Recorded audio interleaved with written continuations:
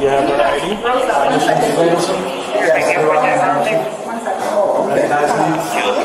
Yeah. You're under arrest. Your cell phone? No, I don't want to give it to you. Why do I have to? Because my attorney said not to. Why do I have to give it to you? This is evidence. She's under arrest. I have to go with. I have to go. I have to go. You don't have to go with. Let me help you out. No, I have to stay. Please don't do this. Don't stay. You need to grab the bags. Take the bags. Yeah, and you need to wait outside. Okay. My husband's almost 80 years old. He can't Yeah, come I with can't. me. Please, can I go? No, you can't join there. Oh, don't do this, please. Please. Oh, Someone's God. got to help him get home. This is terrible. You can't do this. This is insane. Is that okay with you? Please. You don't have that with handcuffs on. She's not going anywhere. Please. You have anything in your pocket? No. No. Do you have anything of value in you? No, Does she have a necklace on? You Wanna go? can take the necklace. I'll take Yeah, take it off. Yeah. And the earrings. And the earrings.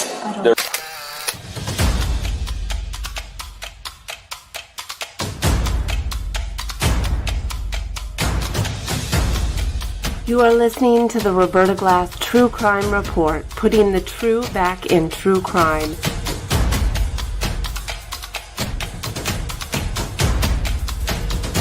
From New York City, Roberta Glass is now on the record.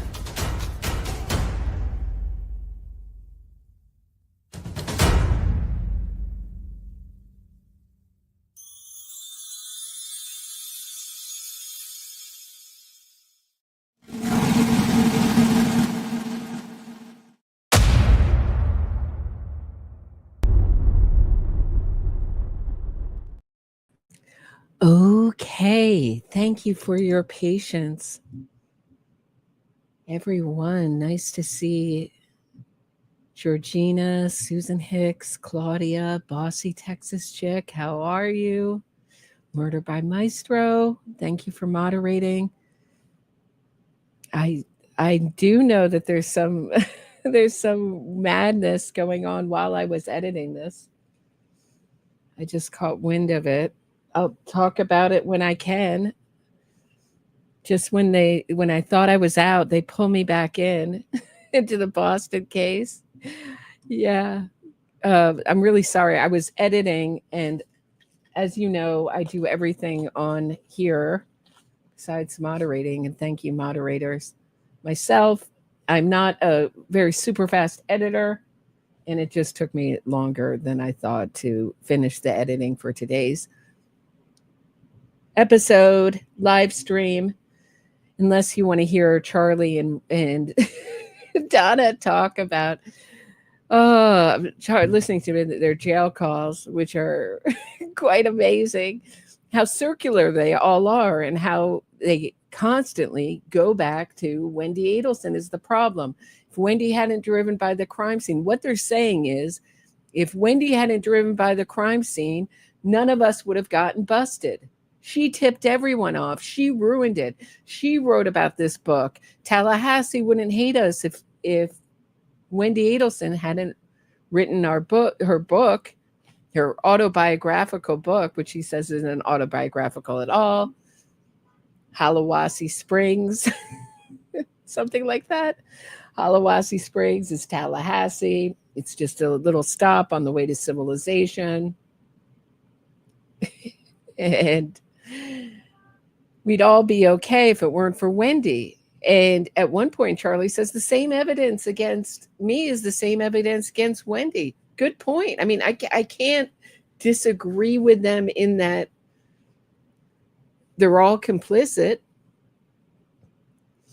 But was Wendi the real problem? I mean, she did drop Charlie's name in there. I've always felt like she knew it was going to come up. She knew this link was going to come up. And it was a way of doing what they call a limited hangout. Like, I'll just say, oh, but of course he's not involved. You know, like, look how innocent I look. I even brought up my brother, but he'd never do anything like this. Cross him out. He might come up as a suspect. I might come up as a suspect, but we never do anything like this. So anyway, it's just shocking how much they bring up Wendi, and I can't even imagine. We know that Donna Adelson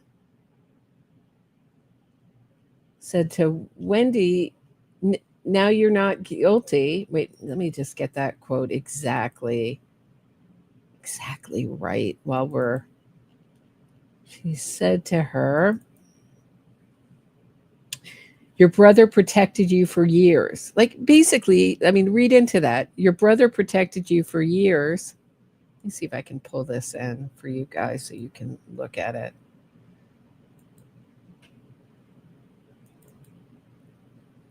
One second. Your brother protected you for years. Now you're not guilty. Meaning now you say you're not guilty. Now we're all paying for the thing that we did for you. But who asked her to?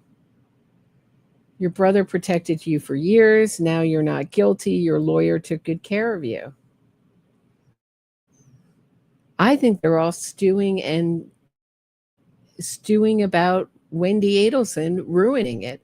And I don't believe that her driving by the crime scene was part of the plan. We know that they were texting Charlie and Wendi right before she drove by. She was saying, oh, that's so sweet.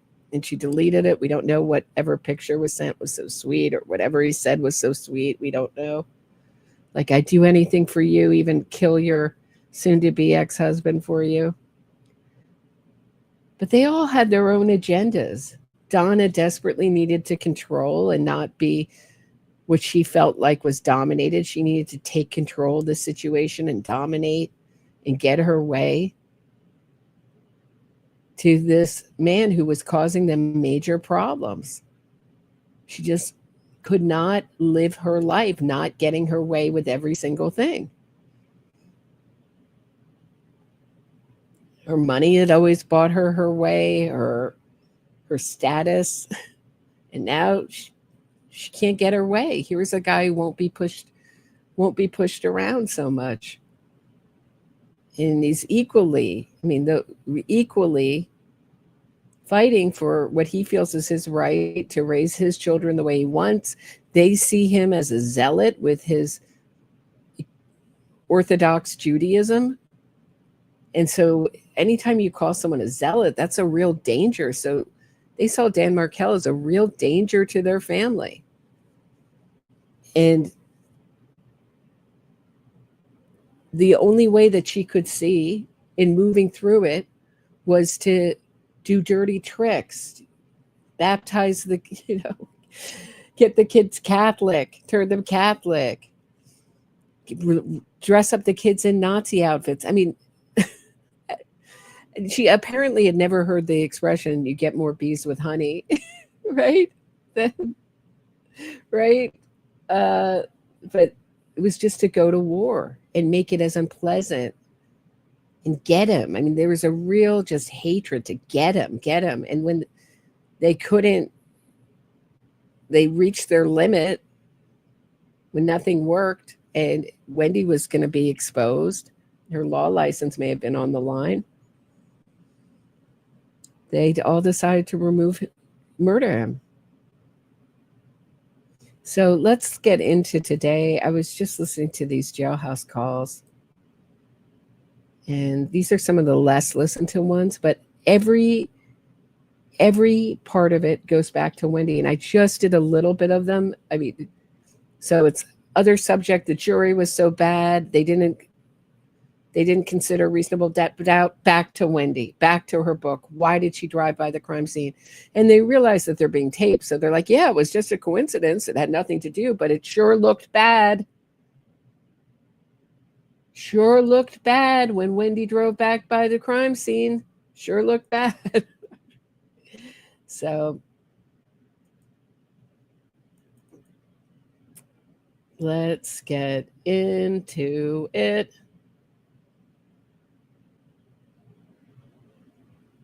Hold on one sec.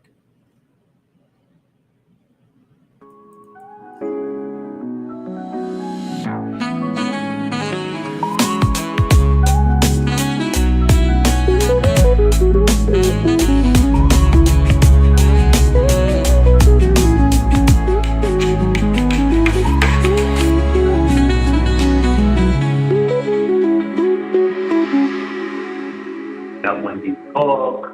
You talk Wendi out of buying a house for 5 different reasons, not one reason. I mean, I could see if I said, hey, Wendi, here's one big reason not to buy a house. I said for 5 different reasons. Like, I would have given the same advice. You take snippets. You take snippets that are out of context, that don't mean anything, and you think that's yeah. Well, that speaks to motive. Like I guess you could say anything speaks to motive. You know, anything involving any communication I have with Wendi must speak to motive. Like, I know. You know, I mean, basically the way they put this case together, the way they point fingers at everything, and they're just throwing everything in this pot of soup. I mean, it backed off a little bit at the end when they're like, did we say Wendi Adelson's on trial here? No, but the same evidence against Wendi is the same evidence against me. Like, that's right. She was showing up in his house that morning. The same evidence against Wendi is the same evidence against me. Can't disagree. Although there's a little bit more of you talking with Katie and the phone call with your employee from the dental office being like, I'll call you back on the landline. Like Tony Soprano, sounding like Tony Soprano. But, I mean, listen to the theme of it. The theme of it is if Wendi hadn't driven by the crime scene, we'd all be okay. And if you don't think Donna feels like this now, she was already resentful because the kids weren't coming by and Wendi was saying, well, my lawyer says I can't talk to you. I can't talk to you. Like, okay, well, if Wendy's not on trial, why are we talking about it? Like, she either had knowledge, and that's why she went to the house, or she had no knowledge and was going to the same liquor store she always went to. Right. So she knew the route, went the old way. It was an extra 7 minutes out of her way. She didn't care. She was on autopilot. Like, as Dan said, when Dan said when there's an alternative to what's being presented, and it makes sense, that's reasonable doubt. It just has to be reasonable doubt. No, the doubt has to be reasonable. You're right, Donna. The doubt it just has to be reasonable doubt. It just has to be reasonable. It does have to be reasonable. But Wendi also gave 2 explanations. One was that she drove by Dan Markel's house to come to terms with her divorce. It was just one of the things she did. So she purposely drove by that route right after he got murdered in his driveway. Strangely, she didn't know anything, but she was just coming to terms with the divorce. Or that she has a terrible sense of direction. Well, actually, there's 3. She has a terrible sense of direction, and that's the route she knew. Or that was 2. And then 3, it was a shortcut. She does have some sense of a direction of how to get around there, but it was a shortcut. So which was it? That's why people don't believe her. But what he's saying is like, why isn't Wendi on trial? It's interesting that he doesn't say Donna was arrested after this. So this tape comes from November 8th, after he was convicted. It's 2 days after he was convicted. Charlie Adelson was convicted of murder of Dan Markel. Donna flies out and gets arrested Sunday, November 13th, 2022, because she had heard from a little, what do you call it? She heard through the grapevine, through Dan Rashbaum, that the grand jury was meeting that Wednesday, the 16th, to indict her. And so she wanted to get out in time. She didn't make it out on time. So she got arrested at the airport. She knew that was a possibility. She said, maybe I won't make it out, but it's worth a try. It's worth a try. That might happen. That did happen, Donna. Remember her saying, that might happen. I might get arrested, but it's worth a try. But it sounds like Charlie in these tapes says, why is it that Wendi might get arrested next? It's not thinking Donna.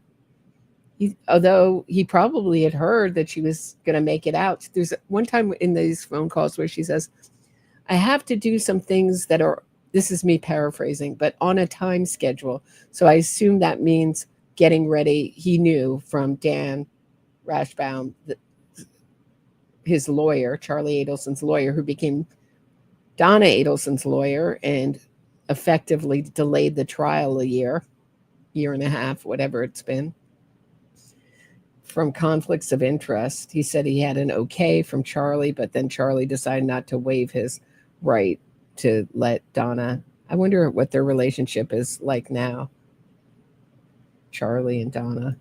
Doesn't have to be anything more than just reasonable. He said, and it's beyond reasonable, beyond. And he was. I mean, and the way, I mean, I don't know if it's me, but when I was listening to her give jury instructions, it sounded like, y'all, if you feel, that you think y'all are smart, if you think it's reasonable that he's guilty, then you look guilty. I'm reviewing that today. I know exactly what was said and pulling it up. I know. She made it sound like if you think the Chiefs are better than the Dolphins, vote for the Chiefs. Like, don't be silly. You know the Chiefs are better. Okay, I'll place my money on the Chiefs before the Dolphins, but not beyond a reasonable doubt. Where does he get these football metaphors? I don't know, but he goes back to them a lot. What does a reasonable doubt mean in a first-degree murder case? First of all, I was just a juror about a year ago, a little bit more than a year ago, on a child predation case. You're probably so sick of hearing about it, but you are looking, as a juror, nobody wants to convict. You are looking for any reason not to convict. Any doubt that's reasonable, okay? Not to convict. You don't want to, people, you look at them every day. Unfortunately, my case, the guy testified and he was totally hateable, but never mind that. But in the beginning, you don't know. Before he testified, you're thinking, come on, give me something. Throw me a bone here. It's like he's putting these jurors like, oh, I'll flip a coin. It's just like betting on a sports game. No. You recognize that you have someone's future in your hands. I know people say the life in their hands, but really not the life, their future.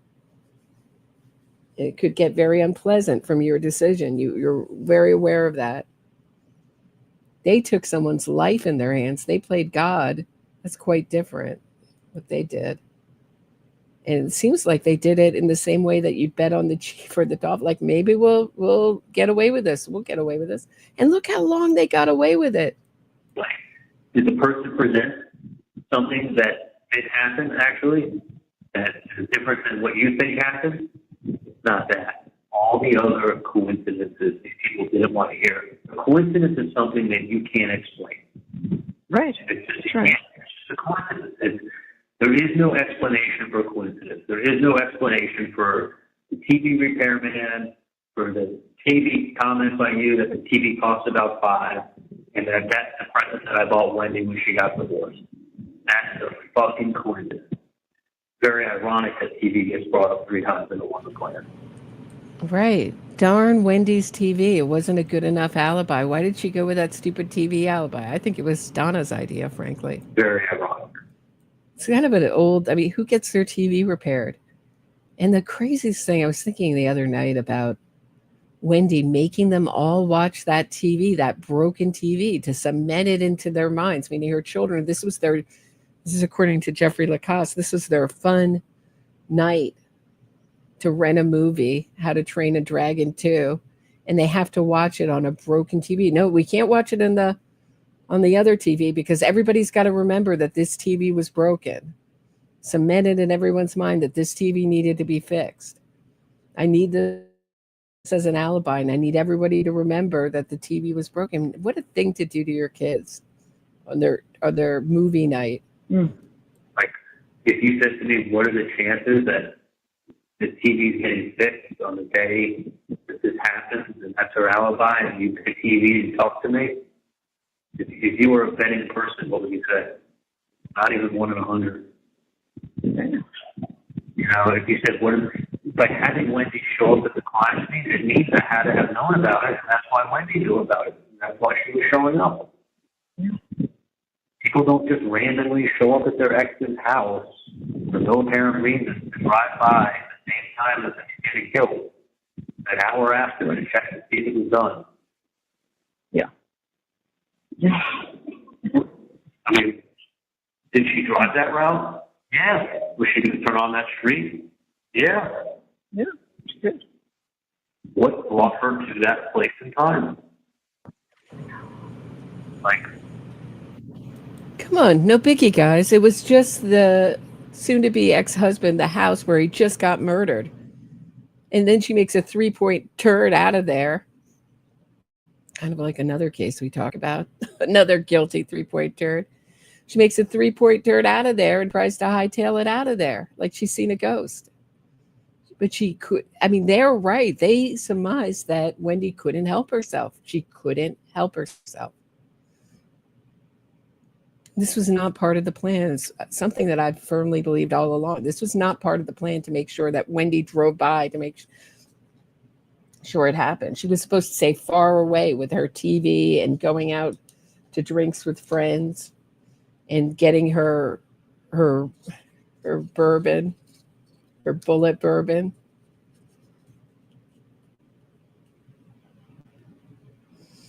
She was not supposed to drive by the crime scene, but she couldn't help herself. Crazy. I mean, it's crazy.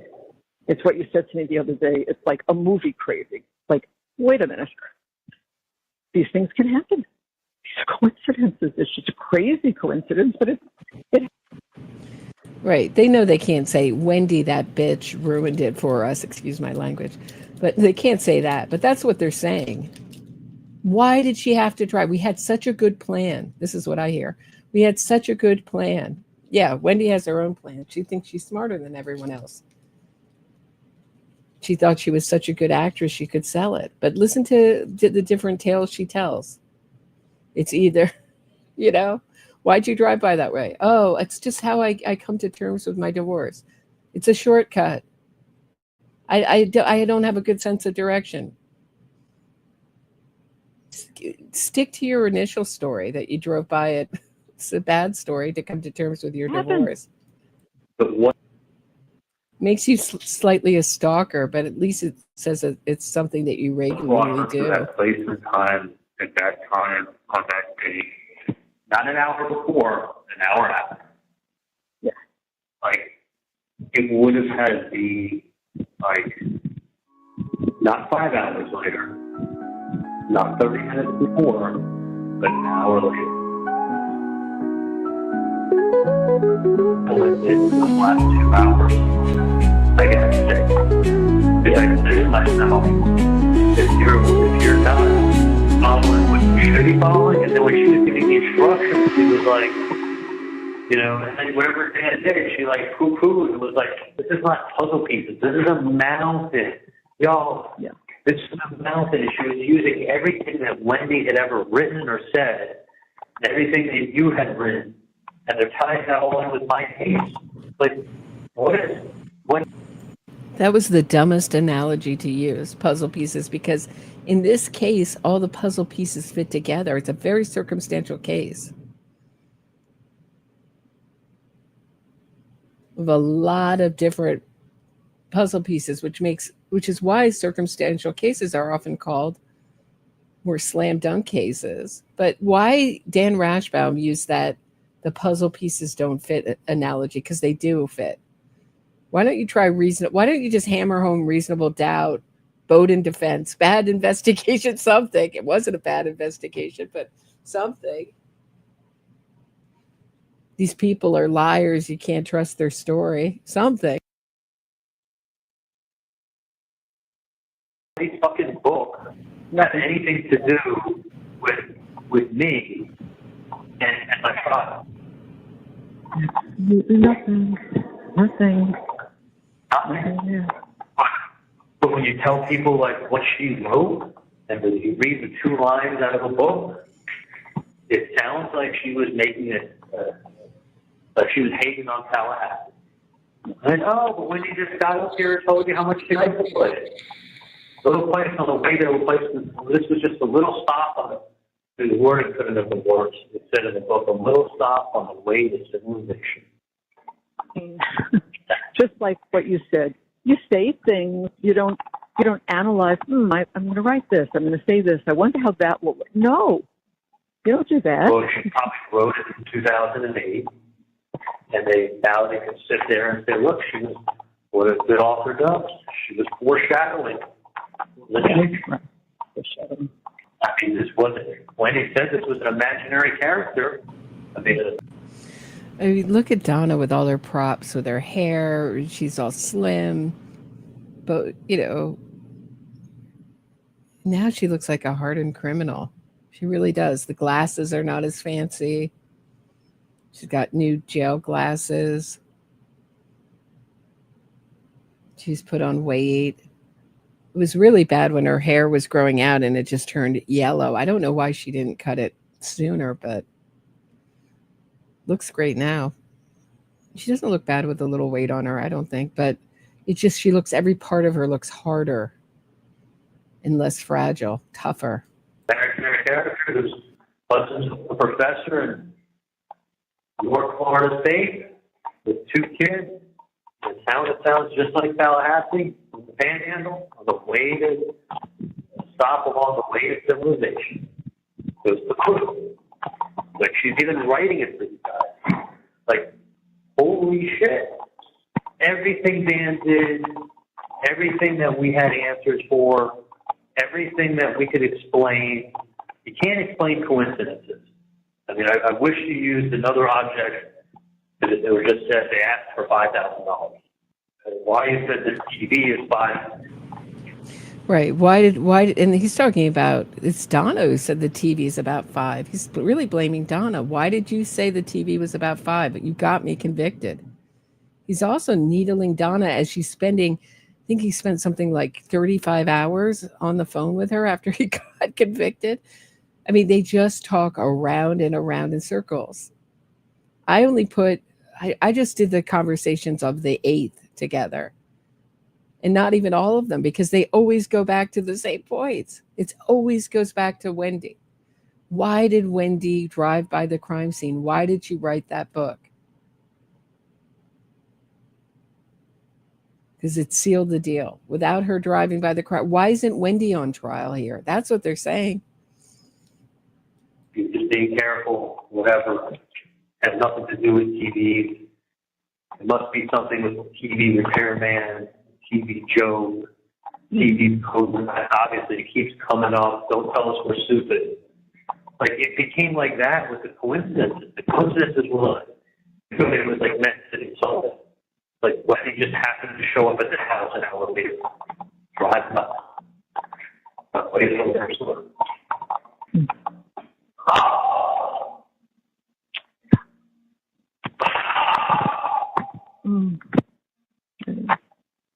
When I first heard that it was like, and everything that caught it in the first trial, it was like after it was like, okay, like, Wendi was over here there.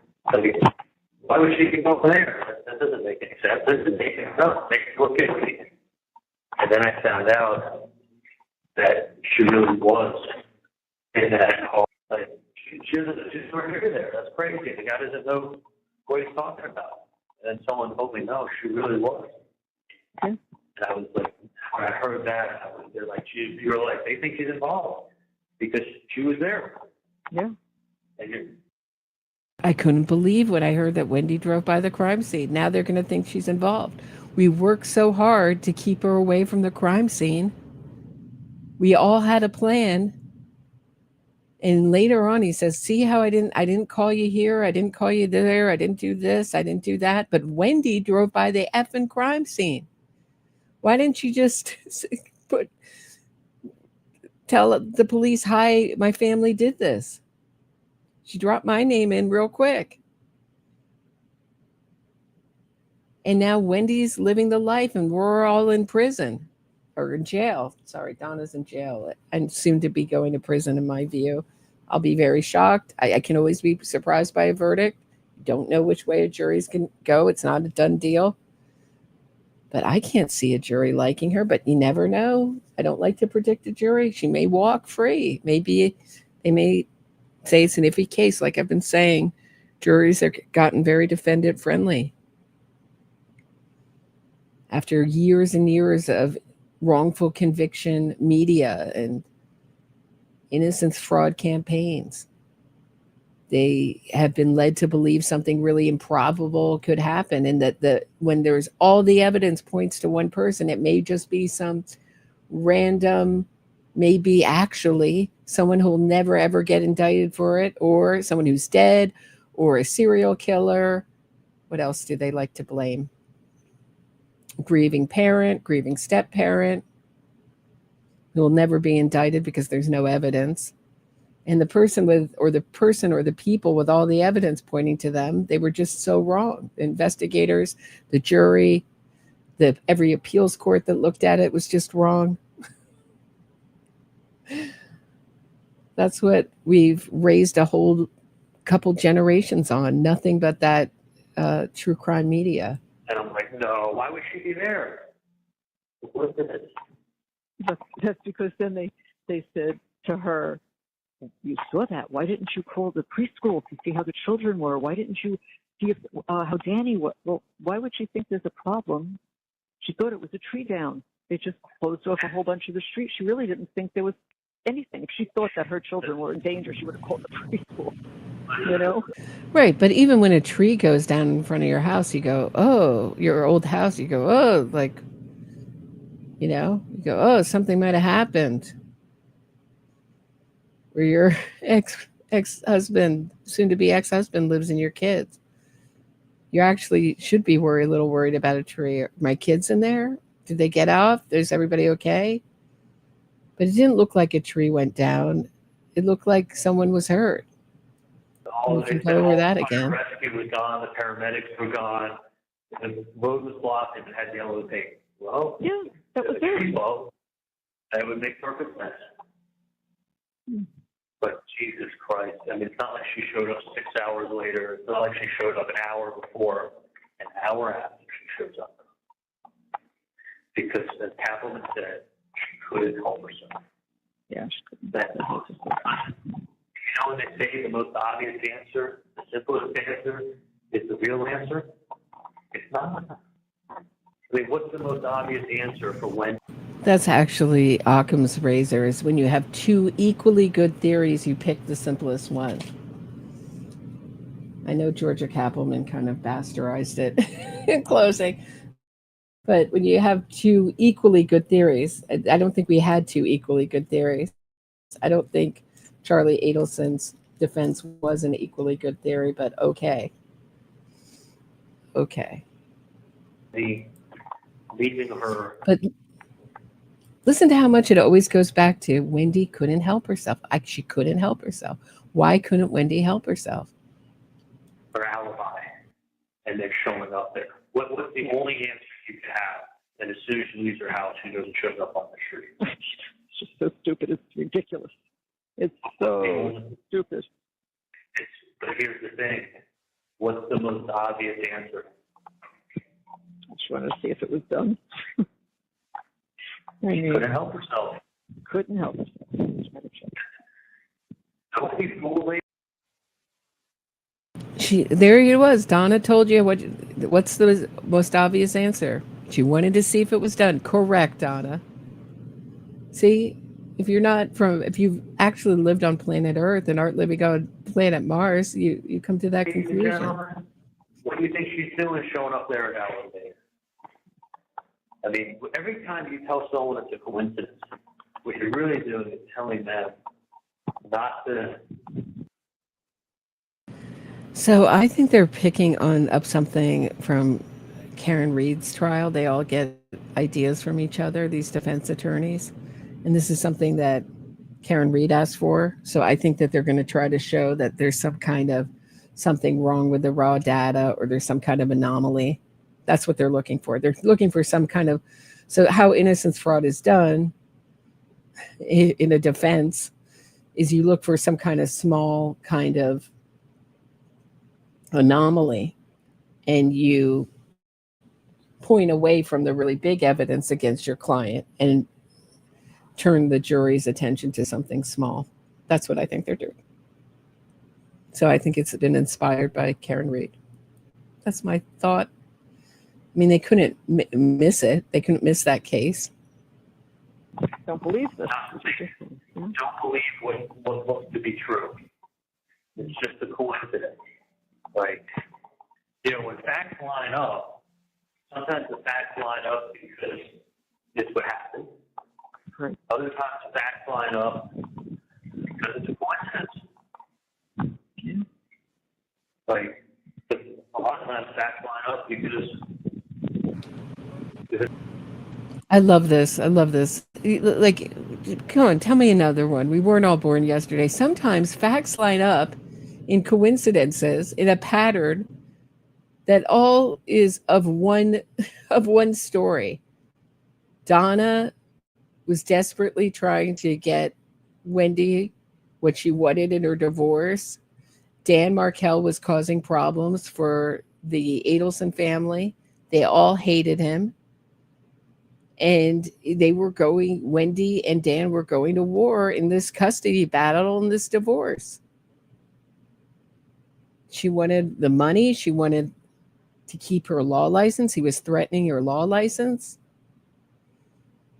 And they saw him as a religious zealot with wanting to keep the kids kosher in an Orthodox synagogues.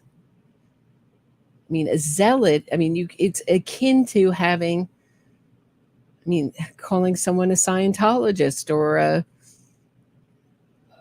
conspiracy theorist or someone who just isn't is so far to such an extremist. And he's going to raise the kids in an extremist way. They'll be pariahs in their social circle. This is the way the Adelson family is seeing it. And he won't back down and he won't relent. And they're not going to compromise. I just went over yesterday, Donna Adelson talking about all of her health complaints, the end of last night's episode. And what she was saying was essentially nothing would make her happy. She's in so much pain. The only way to solve the problem is to get totally what she wants. So there's never a point in her testimony talking about her illnesses, her undetectable diseases, as I call it, where she says, oh, it was really nice. They got me a second mattress, a medical mattress. She says, oh, no, they just had them piled up and they just gave me one and then they took it away. They took it away. Like, not, hey, it was really nice. They went out of their way to accommodate my aching back. I know I'm in jail, but I got some special treatment. It was awfully nice of them for the time that I had it. Nothing can be appreciated. Did that help the pain, your second mattress? No, not even. So then why do you care if it's gone? If it didn't help that much, why do you care that it's gone? It was just terrible. Everything's terrible, horrible. They're all incompetent. So it gives you a little bit of an idea as to how Donna Adelson sees the world. She doesn't get totally her way. Everything's horrible. Everybody's stupid. Do you see how the jury was stupid, that they didn't understand that Wendi Adelson just drove by the crime scene? We should believe her shifting stories, her changing stories, that she just drove by the crime scene by accident. It was just a coincidence. How stupid. And that's something that she called Dan Markel stupid. And whatever you want to say about Dan Markel, double Harvard graduate, extreme achiever, I wouldn't put stupidity at the top of the list. This really happened. And then people go and say, man, that's just a coincidence. Like, sometimes. Coincidence, which is really what they were. And all the explaining doesn't help. All the explaining. You start with it. Yeah. You start, was it a coincidence that, like, she wrote that in her fucking book? Yeah. There's probably modeled after her, and she was just pretty much saying, like, she just saw Tallahassee as never a permanent stop. She didn't really need to say, like, on the way to civilization, to make it seem like this place ain't civilized. She's above I'm better than this place. And when someone says this is not civilized, you're saying like this is not up to my standards. It's what Catherine wants to show. Wendi was unhappy. Her mom was unhappy. She and Charlie was unhappy. It didn't affect my life one bit, not one drop. I haven't lived in the same town as Wendi since 1995. When she lived in Miami with Danny, I can't even remember her having lived in Miami. I have to be reminded. I probably saw her twice. Yeah, I know. When I lived down there, I was so busy working or whatever. I would have been on some holiday when he'd come over your house. Probably saw 2 or 3 times. It's unfathomable. Like what I saw in trial.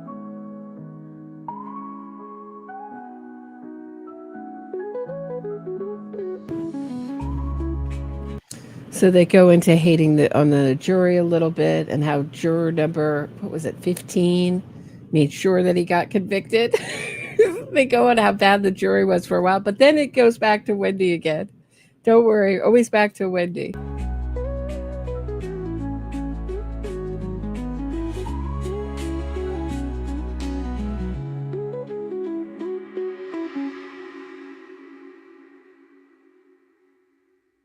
Explanation, which is she couldn't help herself. And look, 99 out of 100 times, if in a case like that, I guess it would make the most sense. Except that's not what happened. No. But I think if the jury could grasp a hold of, between that and the TV, they had 2 things that were coincidences that you really don't have explanations for. Yeah. And it was the day, and it came up the day of the murder and the day of the bump. Why is everybody talking TV talk? And the TV joke ties it all in. 1, 2, 3, and then she's showing up at the scene of the crime. She was. I had somebody ask me that a couple of years ago. It's like, did that really happen? Like. I go, trust me. Like, nobody knew. Like, she showed up. They're like, man, that's like 1 in a million. Yeah. And I go, yep. So you mean to tell me 1 in a million you're right? The other 1 in a million you're innocent? Even if you say it's 1 in 10,000. Now you're starting off the debate saying, listen, 1 in 10,000.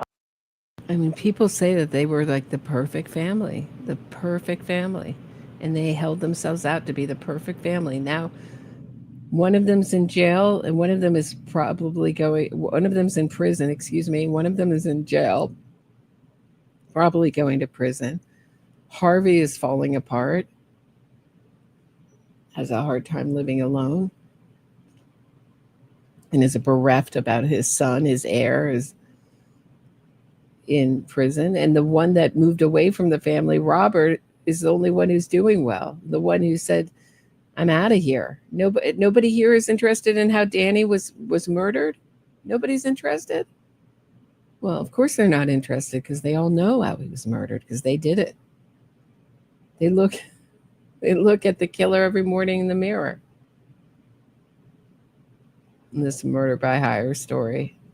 Times I'm right. All right, you want to bet I'm right on this one? You can't win it. You can't. Once somebody in their head says, if that's really her explanation, what are the fucking chances? That's near impossible for me to conceptualize. I guarantee you, if they pull jurors, that's going to be the thing that's stuck in their head, that they knew right then and there it was either a coincidence or it was a lie. And it's not on the computer now. I don't know, but you don't know if that's from 21. You don't know if it's from 23. I mean, it's. Yeah. It's just, I got to tell you, thank you for saying all the posts and so on. Oh, please. Good to have. That's like the first time you hear a thank you. Thanks his buddy who returns his food. At this time, he'd given up all his commissary. And it's interesting to hear Donna talk about ordering Charlie packages and being on the outside, and now she's on the inside waiting for these same packages. Thanks, Debbie Markin, for supporting the channel. Appreciate the super sticker. Nice to see you. Thanks, guys, for being. I'm so thankful that you were patient tonight. I do like. I just feel terribly guilty when I can't get these things going on time. They made a point to show that your sister thought she was better and shit in on a small town, and she showed up at the scene of the crime. I guess that right there is enough to convict you. You know, like they were showing that, like when she was saying that she didn't mind living in Tallahassee, they made her out to be a liar. You know, she accepted it and she was building a life for herself here. But they made her out to be a liar on that. That's why they were questioning her about her book. Her book was about her and her family and her feelings. She put it in writing. That's what an author does. They foreshadow. And her foreshadowing and her showing up is borderline unexplainable. Her explanations, whether you're talking about the route or the location, doesn't hold water with wanting to go to a liquor store. But it only does if you realize the chick doesn't drink. The last time she went to a liquor store, she had to go to the party that night, so she was picking up the bottle on the way to lunch. She went the way she always does. She was talking on the phone. Like, that's what happened. But you just go, what's the probability of, like, her going to that liquor store at that time, that route, on the day he shot, and her turning down Trescott? Pick another street in fucking America and turn down on that date on that time. She had to be going to me. Yeah, like you didn't have to turn down that street, Wendi. You ruined it. You ruined it for all of us. Now we're all going down for your crime. Even never mind that everybody had a different reason for getting involved. Charlie desperately needed to show that he could get this done. He'd been burned once before trying to get this done. He had to show that he wasn't afraid of the family. He could succeed at something. He could put together a plan. He was good for something. He's the middle child between two brilliant siblings. He's the kind of less impressive one. They had to get him through dental school by asking for favors. Myrna, thanks so much for the super sticker. Myrna Sultana, thank you. As Catherine said, she couldn't help herself. What do you think? Who do you think explanation? I mean, how many times are they going to say she couldn't help herself? What does that mean to you guys? I mean, what I get from it is that wasn't the plan. Why couldn't Wendi just stick to the plan? We had a good plan. And Mom, the TV thing was dumb. Why did you have to say the TV was about 5? Why couldn't you stick with your original plan of talking to me when you saw me? Because they can't, you notice that they can't take any personal responsibility. According to Charlie, nobody could figure out what he was talking about on the Dolce Vita tapes, and he was cool as a cucumber. It was Wendi who ruined it. It was his mom who ruined it. It was these women who ruined it. And his hatred for women is palatable. Sounds more logical. The excuse I just gave, or the ex-wife who couldn't help herself, you know, who claims that there's no benefit, the Catwoman starts bringing up the millions. That's why when I was on the stand, I was like 90% of it's in trust. She can't touch it, and it's for the kids. Sure. I think I handled that pretty well. You did. You did. Yeah, and you said, you don't know all her personal finances. How would you know? But the money is for the children. It's not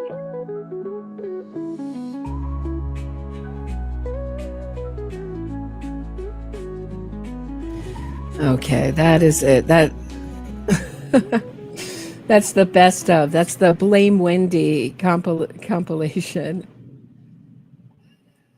I mean, it could go on longer, but they go in circles. They go in circles. And I can't even imagine how much Donna Adelson is stewing about Wendi. And it'll be really interesting to see in her trial next month how they deal with Wendi. Is Wendi going to come up and do the same? I would think so. The same testimony she's done. She always throws in some new material each time she testifies. She throws in things like her mom made banana bread. I would like to see. I think Donna's going to testify. And is Donna going to testify about this story that Donna baked non-kosher banana bread, okay, for Dan Markel? Why would she thought? I mean, that's hostile in itself. I don't think she was thinking. I think she just was making things up on the fly. She baked him. Last time she saw him, she baked him banana bread, and she asked him to babysit. How is that going to be dealt with in this trial? I think Donna's going to take the stand. I really do. I'm going to be shocked if she doesn't take the stand. To use their own expression, they can't help themselves. They have to take control of things. They have to be in the driver's seat. They cannot let their fate left up to their lawyer, which is the smart thing. But I just don't think they can help themselves. I think she will be up in the stand trying to charm the jury. I think she's also going to be, this is what I've predicted, she's going to be playing up her age. I always thought she's going to come in a wheelchair. Don't put me very much like Bill Cosby, Harvey Weinstein. She's going to be limping. She's going to injure her back before trial. Something where she's going to have to go up in front of the jury looking ill and weak and playing up her age. I'm 75. Don't put this grandmother in prison. What else does she have to make herself? Frankly, I think if I were in jail with Donna Adelson, I don't think I would hate her all that much, frankly. I mean, it's a low bar in jail, but she's probably pretty considerate. Roommate, bunkie in jail. But out in the real world, yeah, I don't think it's going to fly. I mean, what kind of personal qualities does she have? She's very well spoken. She's smart. She's articulate. But there's a lot of good evidence against her. And she's not a good script writer. So when she writes this dialogue, it is just beyond the pale, unbelievable dialogue that she writes. So I'm going to knock those pretty little teeth out of your mouth. I mean, come on. Yeah, according to Rashbaum, she's the nicest person ever. Well, she worshipped and mothered Rashbaum. I'm just saying in jail, of the people that are in jail, I would think being bunked with Donna Adelson would not be the worst thing in the world. Given the other murderers he might have to be around. So I think she's got a criminal mind, and I think she gets along well with these other criminals. Unfortunately, one turned against her. I don't know if they promised Drina Burkhardt anything, the woman who's coming forward. That is going to be fascinating. What does Drina know about how Donna was operating in jail? It sounds like to me, I may be wrong, but that she was getting a lot of packages and paying people off with commissary to testify for her. And then some of those people split. And she was like, oh, how am I going to get a hold of this frequent flyer at Leon County? Maybe, hopefully they'll turn around. But now she's at a totally different jail. So what's she doing there? It certainly doesn't make you look innocent when you're trying to buy off, not alibis, buy off testimony. I guess it's kind of like an alibi. Testimony, favorable testimony about Katie McBanawa. And Katie McBanawa is coming back for this trial, and she's a strong witness. She does not get pushed around on the stand. I mean, Luis Rivera had that one moment where he could have admitted that maybe Charlie was extorted. And I thought, oh, that was the best moment for Charlie Adelson in the whole trial. I thought, oh, it's just kind of like a streety thing where you just sort of give in to someone and go, yeah, maybe. But he was pretty clear with his testimony. They're good witnesses. She's stuck. All right. Stay tuned. I'll be back tomorrow at 6 p.m. Thanks so much for listening. And thanks for your patience with this episode. I appreciate everybody hanging out and catching a later show. All right. Have a great night, everybody. I'll see you tomorrow at 6 p.m. Please support the channel. Links are in the description of this episode. You can send me a Venmo, buy me a coffee. Thank you, Tammy, for buying me a couple of coffees. I appreciate it, Tammy Shepard. I will be back tomorrow at 6. Have a great night, everybody.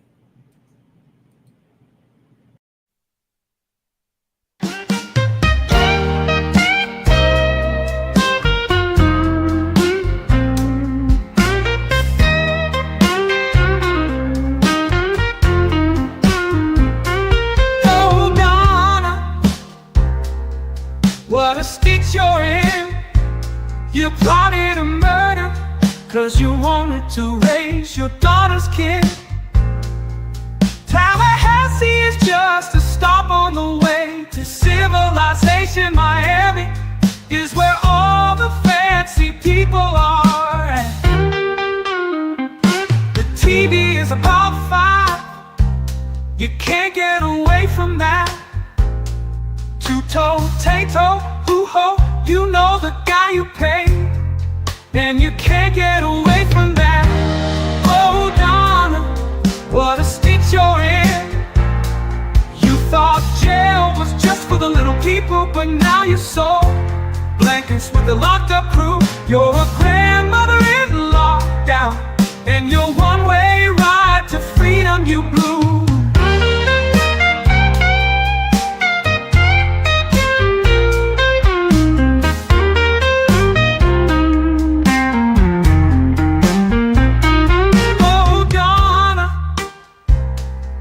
What a stitch you're in. Your family are exiled from the social circles you swam in. We all know you never made that banana bread or offered to babysit for Dan, but you'll soon be making license plates and things